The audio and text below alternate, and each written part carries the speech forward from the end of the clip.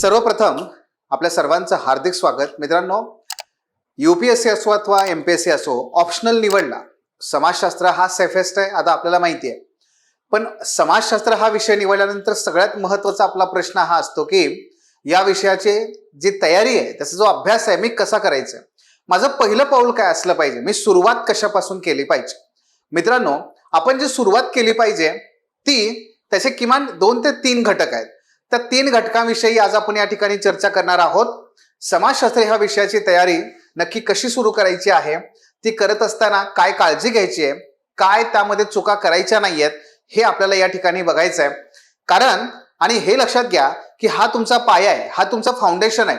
या पायावरतीच तुमचा खऱ्या अर्थाने पुढचा जो मजला आहे तो तुम्हाला बांधायचा आहे. यशाची माडी तुम्हाला बांधायची आहे आणि पुढे जायचं. मग या मुद्द्यापासून आपण सुरुवात करूयात. नमस्कार, माझं नाव अमोल घोडके. गेल्या 15 वर्षांपासून मी यूपीएससीच्या समाजशास्त्र वैकल्पिक विषय निवडणाऱ्या विद्यार्थ्यांना इंग्रजी आणि मराठी दोन्ही माध्यमातून शिकवतोय. माझे अनेक विद्यार्थी हे IAS पासून ते IRS किंवा IRMS पर्यंत विद्यार्थी विराजमान आहेत आणि ते आज भारत सरकारच्या वेगवेगळ्या राज्यामध्ये सेवा निभावतात. मित्रांनो, याच पद्धतीने एमपीएससी मध्ये सुद्धा अनेक विद्यार्थी डेप्युटी कलेक्टर ते तहसीलदार पर्यंत सिलेक्ट झालेले आहेत. आणि या सर्व अनुभवाच्या आधारावरतीच मी तुमच्याशी आजचा हा माझा संवाद साधणार आहे की ज्याच्या अंतर्गत आपण या प्रश्नाचं उत्तर पाहूयात की समाजशास्त्र हा वैकल्पिक विषय निवडल्यानंतर माझी सुरुवात कशी असली पाहिजे. आपण त्याने जाऊया. ठीक आहे. काय होतं, आपण बऱ्याच वेळेस बघा, अभ्यास सुरू करायचा म्हटलं, सगळी काही आपली पुस्तकं रेडी आहेत, आपल्याकडे रिसोर्सेस रेडी आहेत. आज तुम्हा सर्वांसमोर प्रश्न हा नाहीये की रिसोर्सेस कोणती आणि रिसोर्सेस माझ्याकडे आहेत का नाही, आता ती कुठे मिळवायची. तुमच्याकडे इन्फॉर्मेशन ओव्हरलोड आहे. प्रॉब्लेम हा आहे की या इन्फॉर्मेशन ओव्हरलोड मधून नक्की मला हवं ते मी कसं मिळवायचं आहे आणि माझी सुरुवात त्या पद्धतीने कशी दमदार झाली पाहिजे. सुरुवात करूयात याच मुद्द्याला धरून. चला मित्रांनो, सगळ्यात पहिल्यांदा काय करायचं आहे, दैनंदिन स्वरूपामध्ये दररोज आपल्याला प्रश्नपत्रिका वाचायच्या आहेत आणि दररोज आपल्याला अभ्यासक्रम वाचायचा आहे. म्हणजेच काय की सगळ्यात क्रिटिकल जर काय असेल, जर पहिलं काम तुम्ही काय केलं पाहिजे तर ते म्हणजे रतीब लावल्याप्रमाणे किंवा धार्मिक लोक बघा दररोज उठल्यानंतर धर्मग्रंथाचं वाचन करतात, तशा पद्धतीने तुम्ही दररोज समाजशास्त्राच्या अभ्यासात सुरुवात करायचं आहे ना. इथून पुढचे किमान 3 महिने, 4 महिने, 5 महिने, व्हॉट एव्हर, या सर्व दिवसामध्ये दररोज आपल्याला क्वेश्चन पेपर 1 वाचायचा आहे आणि सिलेबस पण वाचायचा आहे. पण आपल्याकडे वेळेची कमतरता नेहमीच असते. मग अशा वेळेस आपण काय केलं पाहिजे, तर मी तुम्हाला एक साधा उपाय सांगतो. बघा, जसं की जर समजा आज तारीख किती आहे, तर आज समजा सोमवार आहे, उद्या काय आहे, मंगळवार आहे. ठीक आहे. आज पुढे बुधवार आहे, पुढे गुरुवार आहे. ठीक आहे. आता आपण काय केलं, 2013चा क्वेश्चन पेपर घ्यायचा. हा तो क्वेश्चन पेपर आणि हा सिलेबस. मग समजा मी 2013चा क्वेश्चन पेपर घेतला, मी इथे लिहित नाही, मी तुम्हाला थोडे सांगतो. तर 2013चा मी क्वेश्चन पेपर पहिला आज वाचला, त्याच पेपरचा मी सिलेबस वाचेन. 2013चा दुसरा पेपर मी मंगळवारी वाचला, त्याच पेपरचा सिलेबस मी वाचेन. मग 2013 संपला, आता 2014 घ्या, पुन्हा पहिला पेपर, पहिला पेपरचा सिलेबस, दुसरा पेपर, दुसऱ्या पेपरचा सिलेबस. मग 2014 पण संपला, आता 2015 घ्या, पहिला पेपर, पहिल्या पेपरचा सिलेबस. या पद्धतीने तुम्ही अभ्यास करा, दररोज वाचन करा, फक्त वाचा. दररोज 1 क्वेश्चन पेपर आणि त्याच पेपरचा सिलेबस. का वाचायला सांगतोय, दोन्ही एका दिवशी का नको, वेळ नसतो. हे वाचायला आपल्याला किमान नाही म्हणलं तरी अर्धा तास लागतोच, मग आणखी वेळ कसा नाही आणायचा. म्हणून काय, डेली आपण हे हॅबिट डेव्हलप करायचे. बरं, मी तुम्हाला कुठेही क्वेश्चन पेपरचं अनालिसिस करायला सांगत नाहीये, मी तुम्हाला वाचायला सांगतोय. याचे फायदे काय असतात. क्रमांक 1, दररोज क्वेश्चन पेपर आणि दररोज सिलेबस वाचल्यामुळे फायदा काय होतो. क्रमांक 1, आपण क्वेश्चन पेपरचा विचार करूयात. प्रश्न कशा प्रकारे विचारले जातात ते मला कळतं. क्रमांक 2, प्रश्न कसे फ्रेम केले जातात, सेंटेन्स फॉर्मेशन, वर्ड कसे यूज केले जातात हे मला कळतं. क्रमांक 3, प्रश्नांचा नक्की भर कसा आहे हे मला कळतं. क्रमांक 4, फक्त प्रश्नपत्रिका वाचतोय आपण, त्याच्यामुळे प्रश्न वाचतोय वाचतोय दररोज वाचतोय, त्यामुळे आपल्याला कुठे कुठे रिपिटेशन होत आहे हे कळायला लागतं. क्रमांक 5, प्रश्न हे चालू घडामोडीशी कसे जोडले जातात हे कळायला लागतं. हे सगळे मुद्दे आपल्याला फायदे होतात त्याचे. आणि याचा फायदा कसा आहे, बॅकवर्ड लिंकेज आहे. म्हणजे हे सगळं कळल्यामुळे मी जेव्हा वाचन करतो ना तेव्हा मला लगेच क्लिक होतं, अरे हा ह्याच्यावर ह्या टॉपिकवर असा काहीतरी क्वेश्चन आला होता, अरे ह्या टॉपिकवरती क्वेश्चन आला होता, या टॉपिकवरती असा काहीतरी क्वेश्चन आला होता, अरे ह्या टॉपिकला आणि दुसऱ्या टॉपिकला जोडून एक क्वेश्चन आला होता. हे फायदे होतात. क्रमांक 2, दररोज सिलेबस वाचल्यामुळे काय, तर सिलेबस मित्रांनो, सिलेबस हा तुमची बाउंड्री आहे. कुठल्याही ऑप्शनलचा तुम्ही विचार केला तर तुम्हाला ऑप्शनलमध्ये एक चांगली गोष्ट दिसते, आयोगाने स्वतः सिलेबस हा डिकोड करून दिलाय. म्हणजे त्यांनी अगदी मायन्यूट लेवलला जाऊन सांगितले आम्ही एवढंच विचारणार, याच्या पलीकडे नाही विचारणार. त्यामुळे ती काय तुमची बाउंड्री आहे, तुम्हाला बाउंड्री कळते की याच्या बाहेर जायचं नाहीये. क्रमांक 1, फायदा त्याचा काय होतो, आपण अननेसेसरली पुस्तकातल्या गोष्टी वाचत बसत नाही. पुस्तकं आयोगाप्रमाणे लिहिलेली नसतात, पुस्तकं हे कुठल्या तरी विद्यापीठाप्रमाणे लिहिलेली असतात.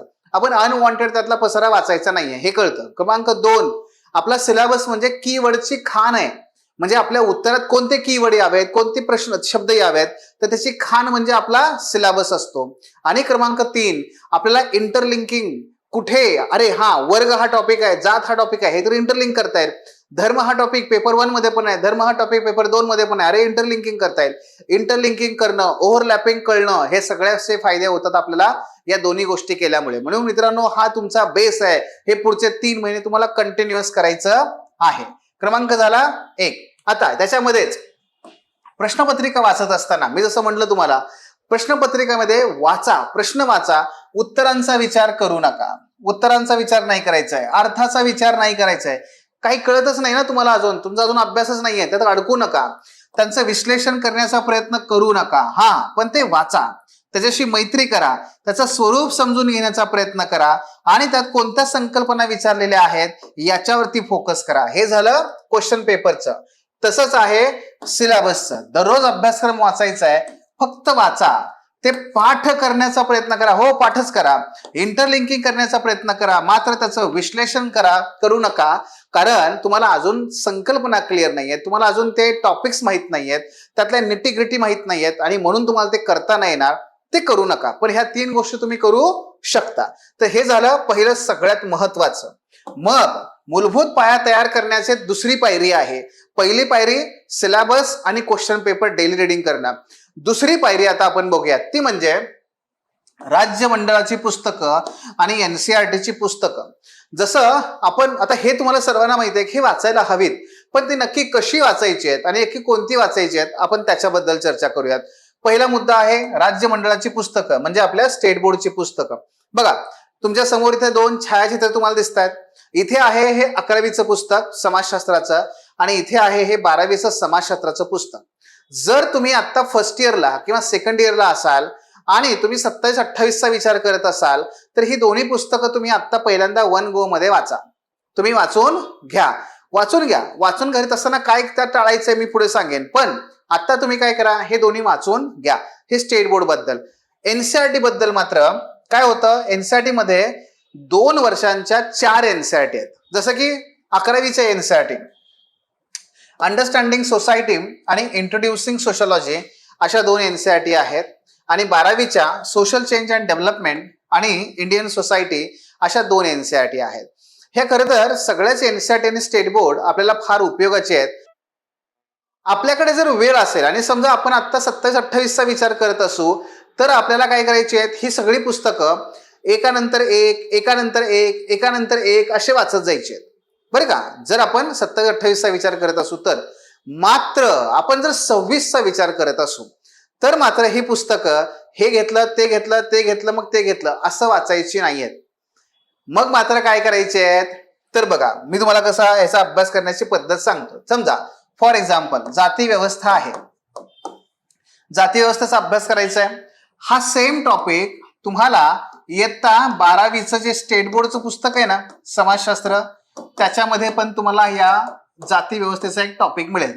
तोच चॅप्टर फक्त 12वीच्या या पुस्तकातून वाचा. हाच सेम टॉपिक तुम्हाला 12th स्टँडर्डच्या एनसीईआरटी मध्ये पण मिळेल. मग त्या 12th स्टँडर्डच्या एनसीईआरटी मधून जात नावाचा टॉपिक वाचा. तोच टॉपिक रेफरन्स बुक मधून संदर्भ ग्रंथ जो असतो त्या संदर्भ ग्रंथातून वाचा बरं का. आणि त्याचबरोबर तोच टॉपिक ज्या आपल्या नोट्स आहेत त्या नोट्स मधून पण वाचा. म्हणजे काय हो, आपला फोकस कशावर आला? आपला फोकस आला सगळा हा जाती व्यवस्था ह्या टॉपिकवर. तो same topic state board, same topic NCERT, same topic reference book आणि सेम टॉपिक आपल्या नोट्स, या चारही मधून तो फक्त टॉपिक करायचा आहे. पुस्तकं करू नका, टॉपिक संपवा. ऑटोमॅटिकली तुम्हाला कॉम्प्रेहेन्सिव्ह त्याचा अभ्यास करता येतो. जर तुम्ही 26चा अभ्यास करत असाल तर या पद्धतीने जायचं आहे. म्हणजे आपण इथे 26चा मी विद्यार्थी आहे, मग मी ते एनसीईआरटी आणि स्टेट बोर्ड वाचणार नाही का? तर वाचायचे नाही असं नाही, वाचायचंय, पण ते या पद्धतीने वाचायचं. आणि हा, जर कोणी 28, 27चा अभ्यास करत असेल तर त्यांनी मात्र काय करावं, 1, 2, 3, 4 एकानंतर एक असं ते वाचून घ्यावं. त्यांना वेळ आहे तर ते करू शकतात. म्हणून आता पुढे जाऊयात पुढच्या मुद्द्याकडे. बघा, कोणते स्टेट बोर्ड आणि कोणते एनसीईआरटी वाचायच्या हे आपण पाहिलं. आता आपण ते कसे वाचायचे, त्यात काय नाही करायचे, करायचे काय हे बघूयात. क्रमांक 1, PYQ वाचलंच पाहिजे, आपण वाचतोच आहे, मी सांगितलंय तुम्हाला, ते वाचायचंच आहे. दुसरं, वाचन स्टार्ट करा, PYQ करा, ते जे चॅप्टर आहेत ते वाचायला सुरुवात करा. मित्रांनो, सगळ्यात महत्वाचं लक्षात ठेवा, स्टेट बोर्ड आणि NCERT is equal to concept. State board आणि एनसीईआरटी मधून कुठेही फॅक्च्युअल डेटा तुम्हाला घ्यायचा नाहीये. स्टेट बोर्ड आणि एनसीईआरटी मधून फक्त समजून घ्यायचं आहे, त्या कॉन्सेप्च्युअल अंडरस्टँडिंग करून घ्या, संकल्पना समजून घ्या, हे फार महत्वाचं आहे. सगळ्यात जर कशावर फोकस द्यायचा असेल तर तो संकल्पनांवर फोकस द्या. त्यानंतर पुढचं काम करा, ज्या संकल्पना तुम्ही समजून घेतल्या त्याला अवतीभोवतीच्या समाजाशी जोडण्याचा प्रयत्न करा. हे झालं दुसरं. तिसरं, 1 किंवा 2 प्रश्न लिहा. कुठून लिहायचे? त्याच धड्यावरती तुम्हाला काही स्वाध्याय दिलेला असतो, काही छोटे छोटे प्रश्न दिलेले असतात, ते प्रश्न लिहा त्यातले आणि ते बघून लिहा. ओपन बुक मेथड आहे, बघून लिहा, काही फरक पडणार नाही. उजळणी करा, चॅप्टर संपला उजळणी करा, डोळे बंद करून किंवा डोळे उघडे ठेवून कुठल्याही प्रकारे तुम्ही ते करू शकता. नोट्स तयार मात्र बिलकुल करू नका, कारण आपल्याला अजून तो अप्रोचच नाहीये, म्हणून करू नका. आणि त्याचबरोबर तथ्य म्हणजे त्यातली जी फॅक्च्युअल इन्फॉर्मेशन आहे ती लक्षात ठेवण्याचा प्रयत्न करू नका. अननेसेसरीली तुम्हाला जो उपयोगाचा नाहीये हाच डेटा तुम्ही त्या ठिकाणी पाठांतर करत बसाल, ते करू नका. बरं का? आता आपण एक उदाहरण घेऊया आणि त्या पद्धतीने आपण पुढे जाऊया. समजा आपण एक विवाह नावाचा टॉपिक घेतला, तर विवाह हा टॉपिक जो आहे, पहिल्यांदा मी काय करतोय, त्याच्यावरती आलेले PYQ वाचून घेईन. माझ्याकडे दररोज प्रश्नपत्रिका आहेत, त्याच्यामध्ये PYQ आहेत, मी ते वाचून घेतले. मग विवाह हा टॉपिक मी समजा 12वीच्या स्टेट बोर्ड मधून वाचला. तो वाचत असताना विवाह म्हणजे नक्की काय, त्याची कॉन्सेप्ट समजून घ्या. विवाह म्हणजे नक्की काय? विवाह हा 2 कुटुंबादरम्यान होतो का? 2 व्यक्तींदरम्यान होतो का? 2 व्यक्तींदरम्यान विवाह होतो म्हणजे काय होतं?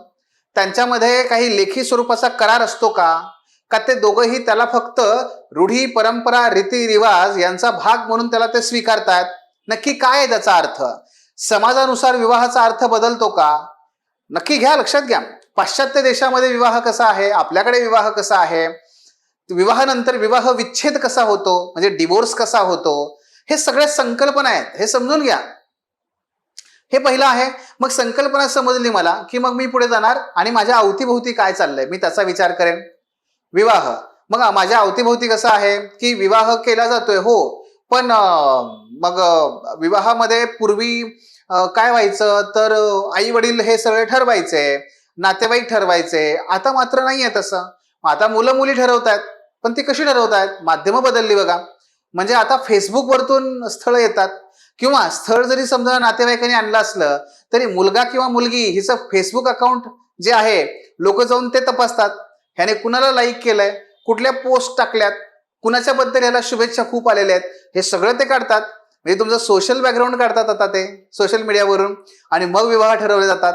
आणखी एक प्रकार आजकाल वाढला, तो म्हणजे वेबसाईट वरतून मॅट्रिमोनियल वेबसाईट असतात, जीवनसाथी.com, साथी.com, शादी.com, भारत मॅट्रिमोनियल, अनुरूप विवाह संस्था, या सगळ्या ज्या काही वेबसाईट आहेत त्याच्या माध्यमातून विवाह ठरवले जातात. त्यांचा काय संबंध आहे? बरं, अजून आपल्याकडे हे फार कल्चर नाहीये, पाश्चात्य देशात आहे. कुठलं? डेटिंग म्हणजे काय हो, तर विवाहाच्या अगोदर तुम्ही एकमेकांना वेळ द्यायचा आहे, हॉटेलात बागेत बसून तुम्ही एकमेकांना वेळ द्यायचा आहे, समजून घ्यायचा आहे, आणि त्याच्या आधारावर तुमचं वाटलं की नाही जमते बाबा आपलं तर करा, नाही जमत आहे तर सोडून द्या, दुसरा किंवा दुसरी. मग आता हे जे काही बदलतं स्वरूप आहे आपल्या अवतीभोवती याच्याशी तुलना करा, त्याला जोडण्याचा प्रयत्न करा. काल परवा एक तुम्ही घटना वाचली असेल, काय ॲग्रीमेंट मॅरेज आलं, लिव्ह इन रिलेशनशिप माहिती असेल तुम्हाला. त्याच्यामध्ये कसं होतं बघा, की दोघं जण एकमेकांसोबत आपलं निवासच करतात. हा, ते विवाह म्हणजे झालेला नसतो, त्यांच्यामध्ये पती पत्नीचं नातं नसतं, पण ते एकमेकांसोबत निवास करतात एकमेकांसोबत राहतात. का राहतात तर म्हणे आम्हाला समजून घ्यायचंय, आणखी चांगल्या पद्धतीने समजून घ्यायचंय. म्हणजे कसं, हा रात्री झोपल्यानंतर घोरा मारतो का, घोरतो का, घोरत असेल तर मग माझा अवघडच आहे की मी कसा विवाह करणार, असं काहीतरी. किंवा हा सकाळ सकाळी आपलं काही ते दात घासताना वगैरे आवाज भरपूर काढतो का, असं काहीतरी ते त्या ठिकाणी असेल. मग हे सगळे मुद्दे, किंवा जेवताना अर्ध खातो अर्ध खाली सांडतो, आता हे जे सगळं आहे, कपडे कितीतरी महिन्यातून धुतो, आता ह्या सगळ्या गोष्टी जर कळाल्या मला, तर विवाहानंतर पुन्हा कोण त्याला हे करा ना, कुठं घटस्फोट घेत बसा अगोदरच. म्हणून लिव्ह इन रिलेशनशिप आला. आता नवीन एक प्रकार आला बघा, ॲग्रीमेंट मॅरेज. म्हणजे काय, काल परवा मुंबईमध्ये घटना घडलेली आहे, त्यामध्ये त्यांनी ॲग्रीमेंट तयार केलं की आपण दोघं एकत्र राहतोय खरं आहे, पण आपण मॅरिड नाही आहात. तुझ्यावर ही बंधनं असतील, माझ्यावर ही बंधनं असतील, हा इतक्या दिवस आपण एकत्र राहणार, त्यामध्ये ह्या गोष्टी तू टाळायच्या, ह्या गोष्टी मी टाळणार, असं ॲग्रीमेंट मॅरेज हा नवीन प्रकार आला. मग हे आपल्या अवतीभोवती जे घडतंय ना, त्याच्याशी ती संकल्पना जोडण्याचा प्रयत्न करा. इंटरेस्टिंग आहे. मग तुम्हाला याच्यात आनंद मिळायला लागेल, रस निर्माण व्हायला लागेल. बरं, हे सगळं झालं, नोट्स काढायच्या नाहीयेत मी सांगितलंय. मात्र जे जे काही समजलंय त्याच्या आधारावरती त्याच चॅप्टरच्या खाली एक दोन छोटे छोटे प्रश्न असतात, ते लिहिण्याचा प्रयत्न करा. जमणार नाही, पुस्तकात बघून लिहा, ओपन बुक, काही हरकत नाहीये.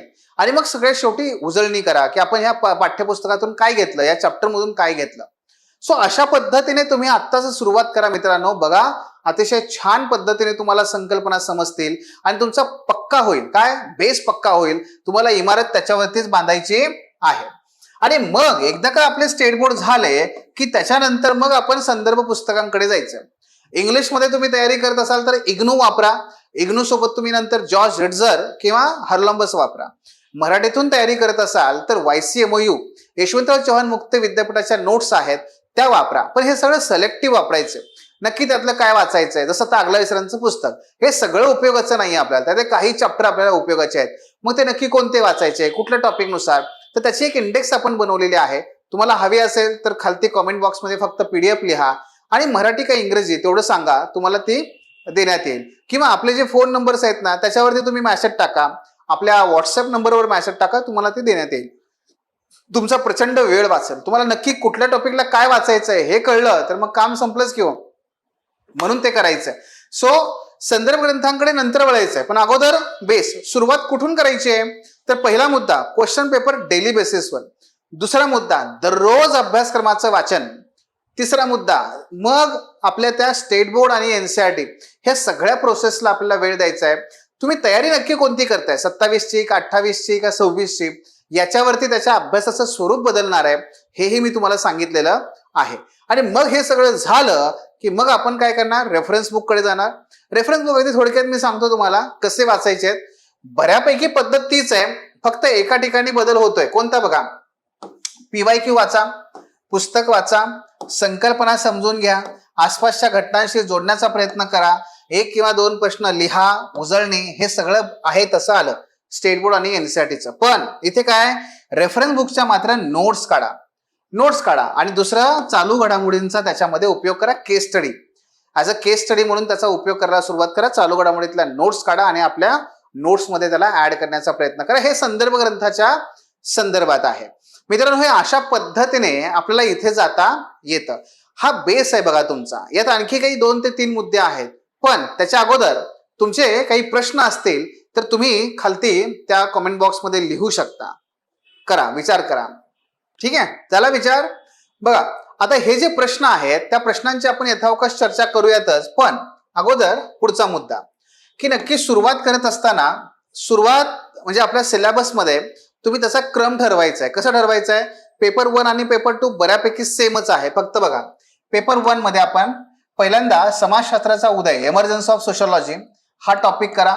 नंतर थिंकर्सचा टॉपिक करा आणि मग नंतर जे कॉमन टॉपिक आहेत कुठे, पेपर 1 आणि 2 मध्ये, बरं का, तर ते कॉमन टॉपिक त्या ठिकाणी घ्या आणि मग उरलेले जे काही रिमेनिंग टॉपिक आहेत पेपर 1 मधले ते तुम्ही कव्हर करू शकता. मग पेपर 2 कडे जा. पुन्हा तिथे थिंकर पहिल्यांदा, मग जे कॉमन टॉपिक आहेत हे तर तुमचे इथेच होऊन जातील पेपर 1 मध्ये. मग इथे 2 नंबरला रिमेनिंग सिलेबस जो आहे तो, आणि सगळ्यात शेवटी रिसर्च मेथोडॉलॉजी. रिसर्च मेथोडॉलॉजी हा टॉपिक तुमच्या पेपर 1 मधला आहे बरं का. तो आपण सगळ्यात शेवटी करायचा. पेपर 1 झाल्यानंतर, पेपर 2 झाल्यानंतर तो सगळ्यात शेवटी करायचा. कारण जोपर्यंत पेपर 1 आणि 2 आपले चांगले कव्हर होत नाहीत तोपर्यंत तो टॉपिक आपल्याला चांगला कळत नाही, समजत नाही. म्हणून तुम्ही त्या टॉपिककडे सगळ्यात शेवटी जा आणि या क्रमानेच अभ्यास करण्याचा प्रयत्न करा. पण हे नंतरच आहे.